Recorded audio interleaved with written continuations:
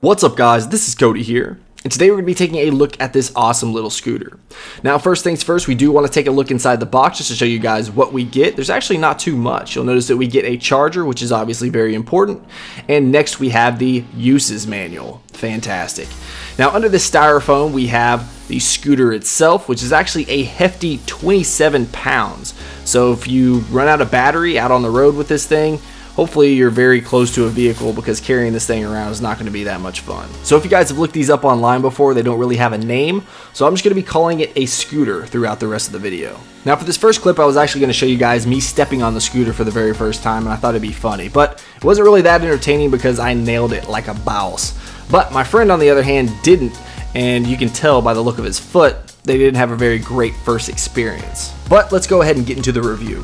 So the first thing that you're going to notice about this thing is how responsive it is. Basically, you lean back to brake, you lean forward to go, you shift your feet left or right depending on which way you want to turn. It's really simple, very natural feeling as you can see, and it's very responsive. I mean, you can tell that I am very agile on this thing just by, shifting my feet a little bit. It's even got those cool little lights right there just to kind of show off. You don't really need them. They don't really work very well. I mean, if you're in a really dark house or hallway, then it works a little bit, but they're really just for show. Now, in terms of battery, they say that you have a 10-mile range on a single charge, but I didn't really have that type of range, especially outside, just because, I mean, if you're going up and down hills, it's going to wear on the battery a whole lot more than if you're inside. Inside, it seemed to last a very, very long time, so just keep that in mind. So if we take a closer look at this, you can see that I've actually scratched the hell out of this thing just from riding it around. Now, this is from, hitting curbs, rolling over concrete, you name it. I've ran this thing into everything. You'll even notice paint marks from inside my apartment.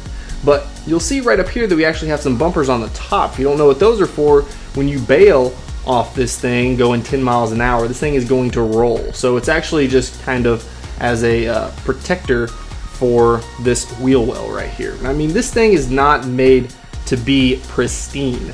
And I mean, if you ride this only indoors, it's very possible you can keep this thing looking really nice, but of course I have not done that. You'll notice that the build quality is actually very good. It holds up really well. I mean, this thing was rolling around like crazy. Even the wheels, I mean, these aren't air tires, so you're not like gonna get a flat. This is solid rubber, and it feels very solid and premium. And right up here, this is where you're gonna get your light indicator. So if we roll this thing around, so right here on the back, we have the power button. So you're gonna have to press this every time you wanna turn it on. It actually goes into sleep mode if you leave it on. It's not very long either, probably like 5 minutes or so. So that's really nice because it conserves battery. Now right next to that, we have the charging station. So this is where you're gonna charge it. But if we turn this on, you'll notice right here that we're gonna get a battery indicator, basically telling us that we have a good battery. Now, if it's getting low, it's going to start flashing red and beeping at you. So just keep that in mind. That kind of gives you a little pre-warning that this thing is going to die. And I wouldn't want to be on this thing, going 10 miles an hour when it dies. I don't know what happens. So you'll also notice right over here that we have an indicator once we put our feet on there. So if we put this on here, you want that to go green, because that's basically saying that they're connected and that you can ride it. Now, if this thing's red, then you want to hop back off, just because this thing has not connected to this side, so it can be a little wonky and kind of jack you up, and you probably are going to fall until this thing syncs up on both sides. Now, I probably could have got a free review unit from one of these companies like IOHawk or Airboard, but I didn't want to advertise for them because their pricing is ridiculous. I mean, I think IOHawk's around $1,800 and Airboard's $1,000. I mean, you can grab this off of Amazon for like $400. That's what I paid for. So you can get a good deal on one of these. You can even go to Alibaba if you're familiar with that. It was going to be a little bit cheaper, but I decided to just go through Amazon, and have them back me up. But more or less, these are all the exact same product. The only thing that you're paying for is a brand name. So you probably don't want to do that. You want to stick with the one probably from Amazon. I'll link the cheapest one that I can find in the description below if you guys want to check it out. So if you were to ask me, do I recommend this? I would say absolutely. I mean, if you're trying to decide between the Apple Watch and this scooter, I would say hands down buy this scooter, just because it is a ton of fun, and in my personal opinion, I get a whole lot more utility and fun out of this scooter than I do out of my Apple Watch. So that's just my opinion.